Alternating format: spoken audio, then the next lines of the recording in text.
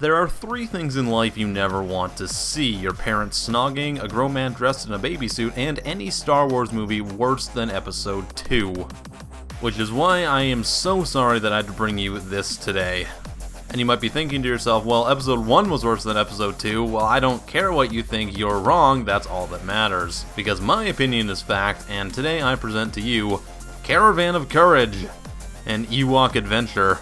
Released in 1984, an Ewok adventure was a made-for-TV film based, yes, in fact, in the Star Wars universe. It follows the story of 2 young children as they get separated from their parents and must embark on a mystical adventure with the Ewoks. I'm not making any of this up, I swear. And you're probably wondering right now, and yes, George Lucas wrote this entire script, so that should be a sign of things to come. The film even sees Warwick Davis reprise his role as Wicket the Ewok. Yeah, that thing actually has a name. And it's the first of 2 spin-off movies. Yeah, there was a sequel to this. Somehow. Oh my god. Now, story time before we get into the review. This was one of 3 movies as a kid that I would always watch. When I was a young, poor Canadian lumberjack, we didn't have a whole lot of money, so what we would do is, instead of have TV, we would go down to the little video store that was in a shack in the forest, and there were 3 movies that I would rent. Teenage Mutant Ninja Turtles 2, The Secret of the Ooze, the Lizzie McGuire movie, Rambo. Yeah. Rambo, and the Ewok Adventure. Boy, I had terrible taste in movies as a kid. So without further ado, here we go with Caravan of Courage and Ewok Adventure. A long time ago in a galaxy far, far away. Wait, hold on. The story begins in no, a time long, no, this long isn't. ago. This isn't right, Star In an Wars. enchanted Star Wars, this ain't forest. right. Yeah, this does not play out like your general Star Wars intro. There's no grand spectacle. It doesn't start off in space. It literally starts on Endor with some guy who sounds like he should be reading in a children's library, narrating you what was going on in the story. Then we're introduced to our 2 parent characters. These guys are probably just as annoying, if not more, than that one lady who kept screaming in Jurassic Park 3. What's a bad idea? And they accomplish the same thing as eventually they get stolen by... Wait, what the hell is that thing? That Ewok's on steroids! No, that is the Gorax! The Gorax is this giant species that is native to Endor. Why the Empire didn't know about those or we didn't see any is beyond me. And they make a habit out of stealing Ewoks and torturing them and things in their giant castles on the forest moon of Endor. Oh, Christ, this movie's gonna throw a lot of canon out the window, isn't it? So the parents get stolen, and then we're introduced to the Ewoks, who have farm animals? I didn't know horses were native to the planet of Endor. Also, this movie borrows a page from the holiday special where none of the Ewoks speak English.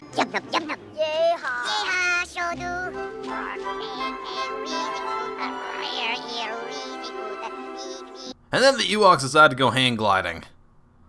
Because of course they do. Wait, is that a goat? None of this makes sense! The Ewoks fly around for a little while until they find a shiny object in the middle of the forest. Turns out it's a crashed spaceship that the parents got stolen from, and now they go to investigate. Which leads to the introduction of our 2 main leads, Sindel and Mace. And the acting out of these 2 is some of the most hilarious things I've ever seen. Get your hands off her! No, Mace, no! Be quiet, Sindel. They weren't hurting me. These might be the guys who have mom and dad. I think they want to be our friends. And I know, I get it, alright, they're kids. But seriously, this kid looks like he's a sociopath. Don't hurt him, he's my brother. So they drag him back to the camp, Return of the Jedi style. Wait, there are llamas? Why are there llamas? Alright, moving on. The kids eventually set free, and they find out that the little girl is getting sick. Because she just is. They give her some medicine. Don't ask me how the Ewoks knew. I guess they just browse WebMD. And she starts to feel better, but there's not enough left, so they have to go out and find some more. That's a rabbit. Why is there a rabbit on the forest moon of Endor? They didn't even have a reason for showing it. It was just there in the corner of their hut. They go out to find more medicine, and Mr. I'm almost hitting puberty decides to stick his hand in strange places. Oh hey, it's the baby version of the space worm in Empire Strikes Back. They get some more medicine and she ends up fine. And this plot device goes literally nowhere. Why is there a goddamn ferret? Ah! Then the kids run away to go find their parents until they get trapped in a tree by this crazy freaking monster. Oh my god, what is that? Alright, if I'm gonna give this movie any props, all the stop motion animation and stuff looks really good, particularly in this scene. I'm a big sucker for anything that looks like this, so it's pretty cool in my opinion. The Ewoks manage to kill it, and they figure out it was sent by the Gorax to go find more humans, presumably to eat, with barbecue sauce. Good old human lathered up in it, roasted for a good 6 hours, and okay, sorry, I'm getting carried away here. So they finally decide they need to go find their parents, and the Ewoks agree to help. Owl, that's an owl. They even go as far as to see what I can only attribute to a force vision of the Gorax, I guess, pleasuring himself. And then they see their parents, so they decide to go to the Gorax's castle.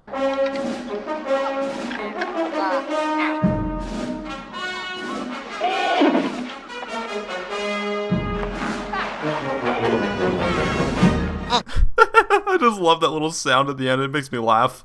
So they set across on their journey across the forest moon of Endor, which is now losing more forests than the entire Amazon. And then the kid finds a river, which teleports him underneath the water.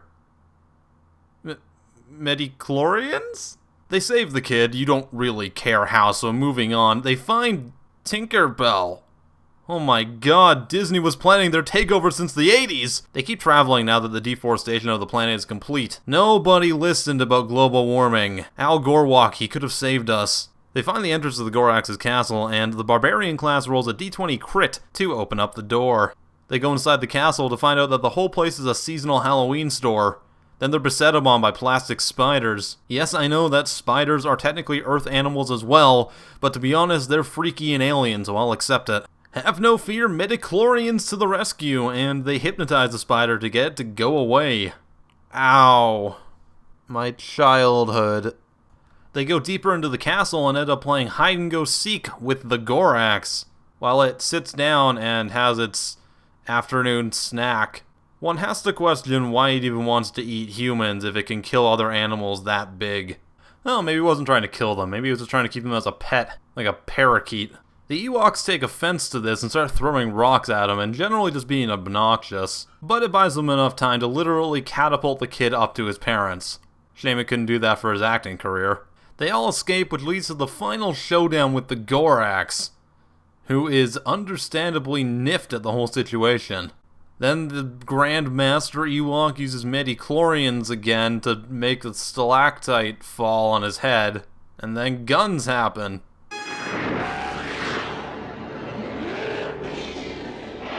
Random mom saves the day, joining such famous female protagonists as Ellen Ripley, Bayonetta, and Tom Cruise. Then they all live happily ever after, until the next one where their entire family is killed except for the little girl. Yeah, I don't know, to be honest, it's not terrible. It's a nice little children's story with some good production values to it. It actually won an Emmy, so that's gotta say something. The sequel even did as well. It's definitely not the worst Star Wars movie. The holiday special definitely takes that crown. But it's not really something you want to go and watch unless you were a young kid. As really beyond that, there's not really that many adult plot points. Good luck buying the DVD of this, by the way. It's going for over $100 on eBay and Amazon for some reason. I don't know why. Maybe it's the special edition where they took out all the llamas. That was Caravan of Courage, an Ewok adventure. I hope you guys enjoyed. If you did, please give this video a like. I would be super appreciative. I am PattyJack, and my opinion is fact. We'll see you next time.